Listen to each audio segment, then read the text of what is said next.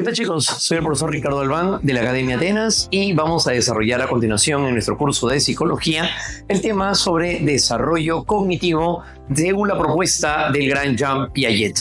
Vamos a ver entonces a continuación de qué se trata. A continuación, cuando desarrollamos la teoría de naturaleza constructivista de Piaget, este consideraba de que el momento en el cual se llega a desarrollar el intelecto implica un proceso donde se da una equilibración, donde vamos a ir desarrollando ciertas condiciones, capacidades, pero que nos van a permitir adaptarnos hacia el entorno. Entonces, de esta manera pasamos de un estado de menos equilibrio a una de mayor equilibrio.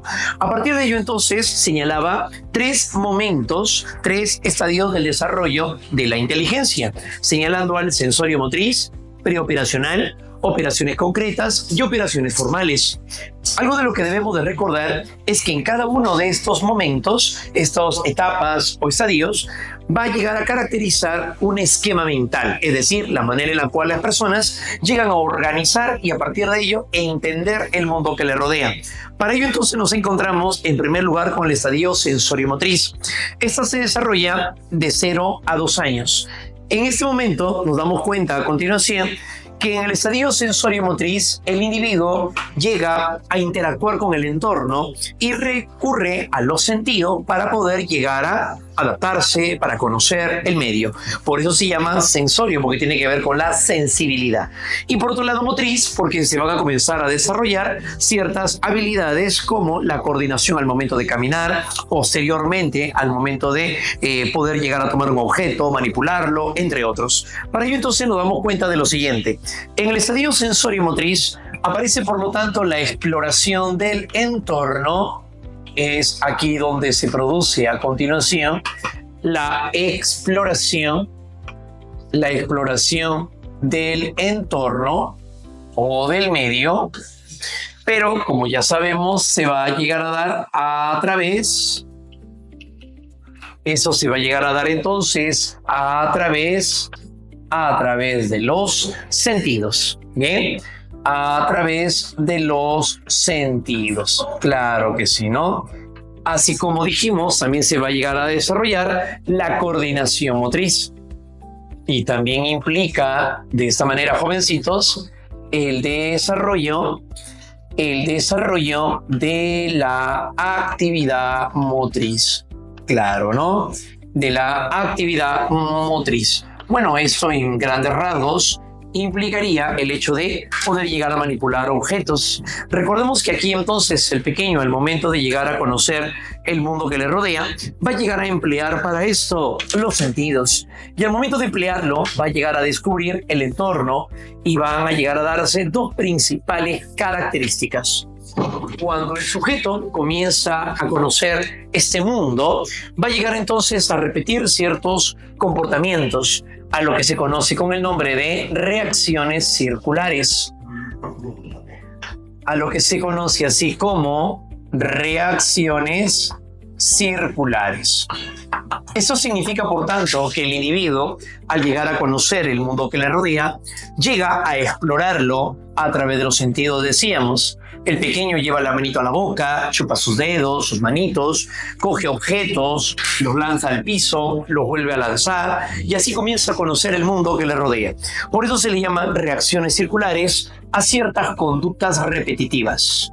Así se le denominan entonces a aquellas conductas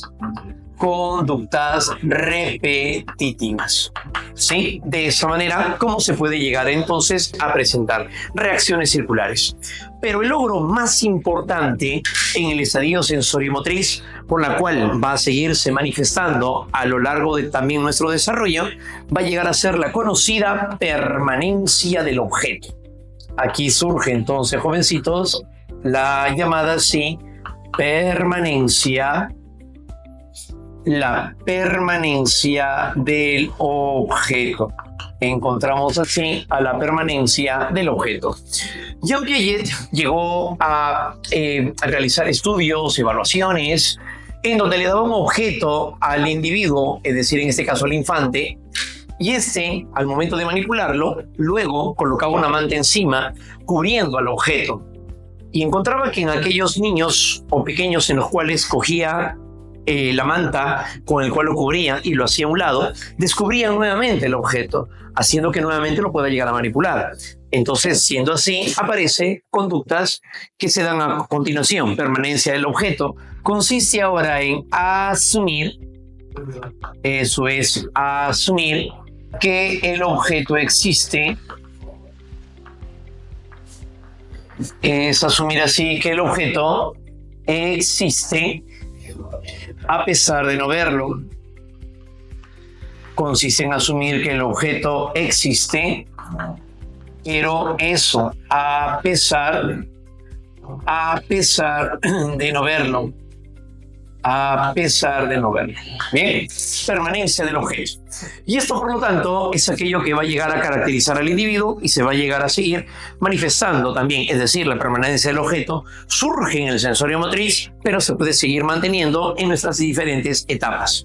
Bien, luego de este momento, que es la permanencia del objeto, el logro más importante en el estadio sensorio motriz, surge ahora el siguiente estadio, el preoperacional. De 2 a 7 años se espera ahora que aparezcan ciertas características como las que a continuación veremos.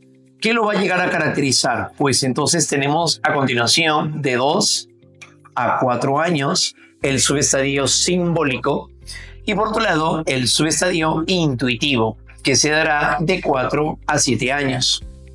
Para ello entonces entre las principales características encontramos en el estadio simbólico, subestadio simbólico, el pequeño llega a dar vida a algo que es inanimado. En este momento donde el pequeño llega a darle de comer a su osito de peluche, por ejemplo, porque llega a entender o asumir que también podría sentir hambre. Entonces, de esta manera, el animismo consiste, por tanto, en dar vida a entes inanimados. Dar vida a entes inanimados. Consiste por ello en dar vida a entes inanimados. Animismo. Bien, por esa razón entonces el pequeño puede llegar a hablar con su peluche, puede llegar a llevarlos con él incluso cuando sale a la calle. La niña que lleva a su muñeca en un cochecito y la abriga cuando sale con mamá en la tarde al parque, eso implicaría también el animismo, ¿sí? Dar vida a algo que es inanimado. En un egocentrismo cognitivo, por otro lado, es cuando el pequeño no asume el punto de vista de otro, sino más que el suyo. Entonces, es a partir de ello entonces donde se va a llegar a presentar esta característica, ¿no? En un egocentrismo cognitivo que implica entonces el individuo no asume el punto de vista de otros, solo el suyo. No asume así el punto, no asume el punto de vista de otros, solo el suyo. Y eso es lo que se estaría dando en ese caso. Por tal razón, un pequeño, el momento en el cual puede llegar a ver, por ejemplo, algunas fotografías y si a lo mejor, en este caso, a lo mejor alguien llama por teléfono, puede llegar a describir incluso la foto que está viendo a la otra persona, como que en su mente está que la otra persona, al hablar por teléfono, también puede ver lo que él está viendo, cuando en verdad no es capaz de asumir el punto de vista de otros, sino solamente el suyo. No se da cuenta que otros no pueden ver, pero él sí. Entonces, si él ve, cree que los demás también estarían pasando por lo mismo. Implicaría un egocentrismo cognitivo. En un juego simbólico, sucede ahora en un juego simbólico en el cual el individuo ahora lo que hace es jugar utilizando para ello también representaciones. Entonces representa roles y utiliza objetos. Como cuando juega a ser maestro, representa así roles. Representa roles y utiliza objetos que simulan la realidad. Como entonces al momento de llegar a representar el rol de ser vendedor en un mercado, el niño luego simula llegar a estar vendiendo en el mercado, ¿no? La representación de roles llega a simular la realidad también empleando objetos. En la imitación diferida ocurre más bien cuando se llega a copiar, se reproduce la conducta de un modelo. Aquí más bien es cuando se reproduce de esa manera la conducta de un modelo. La conducta modelo. pero de un modelo ausente. Es aquí donde vemos que a veces las niñas suelen vestirse como lo llega a realizar mamá. Utiliza sus mismos atuendos, camina de la misma manera, se trata de contornear de la misma forma, porque está llegando a utilizar la ropa de mamá. Entonces, en este caso, ¿qué hace? Imitación diferida, y mamá no está allí, claro, ¿no? Entonces, reproduce la conducta de un modelo ausente. Bien, entre otras condiciones, en el subestadio intuitivo, la irreversibilidad puede contar del 1 al 10, pero no puede regresar del 10 al 1. Irreversibilidad es la incapacidad de realizar el proceso inverso. Es la incapacidad entonces de realizar proceso inverso. Por ejemplo, en el caso del conteo, al momento de señalar los días de la semana, puede señalar los días de la semana de lunes a domingo, pero no regresaría de domingo a lunes. Irreversibilidad. Centración le da valor hacia ciertas características, como por ejemplo el tamaño, se deja llevar por la apariencia. Es el valor aquí por el tamaño, es el valor también por otro lado por la forma. Así es, un vaso que es más alargado, pero más angosto, puede llegar a creer que hay más líquido allí, o habría mayor líquido en ese vaso, por la centración. Y por otro lado, entre otros detalles, no se da cuenta que la materia no asume que la materia es la misma, a pesar que en apariencia pueda llegar a cambiar. Entonces, eso lo vuelve a continuación no conservación de la materia. No suele darse cuenta que la materia es la misma, claro, ¿no? Porque se deja nuevamente llevar por la apariencia, no conservación de la materia. En la no conservación de la materia, ¿qué involucra entonces a partir de ello? No conservación de la materia. Involucra el hecho entonces en el que no asume que la materia es la misma, ¿verdad? Así, entonces no da cuenta, por tanto así no da cuenta que la materia es la misma. No da cuenta que la materia es la misma. Claro, ¿no? Porque se deja llevar por la apariencia. Bien, entonces como aspectos centrales dentro de las características de ese estadio. Pero cuando se superan esas limitaciones, llegamos ahora hacia las operaciones concretas.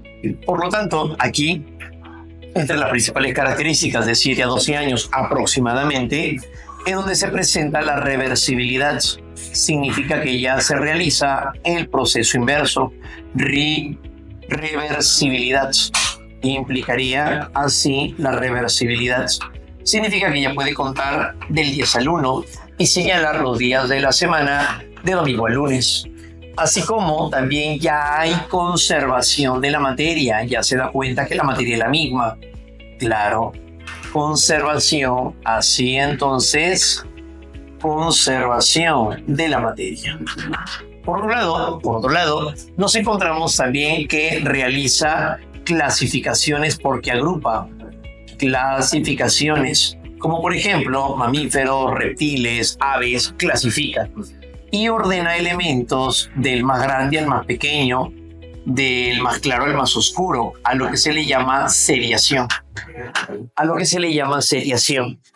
Por tal razón, la clasificación significa emplear clases o categorías.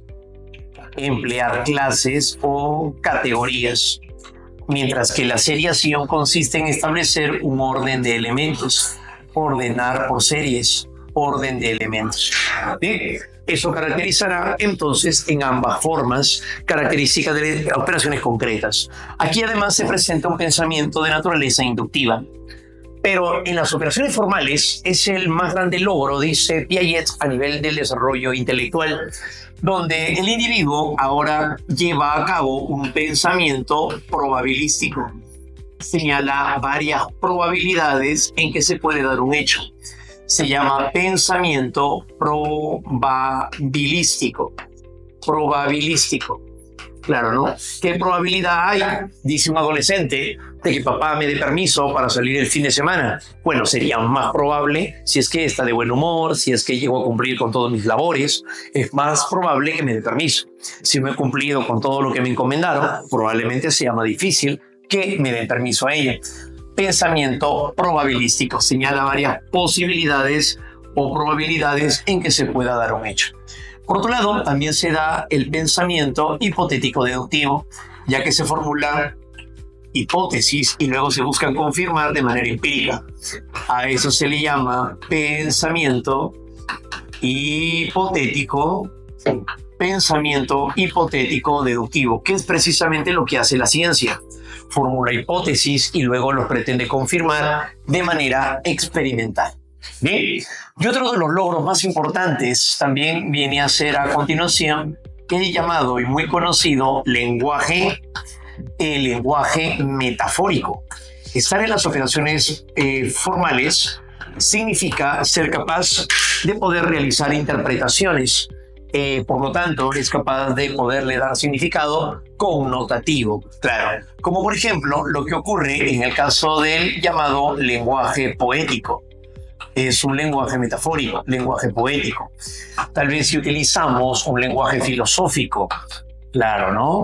Si hablamos tal vez de un lenguaje también de carácter filosófico, realizamos interpretaciones, frases célebres, entre otras.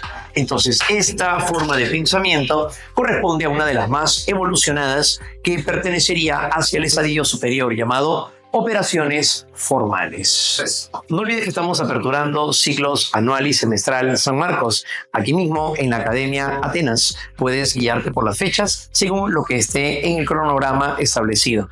Así que eso es todo por hoy. Mi nombre es Ricardo Albán, profesor del curso de psicología, y te esperamos aquí. Somos Atenas.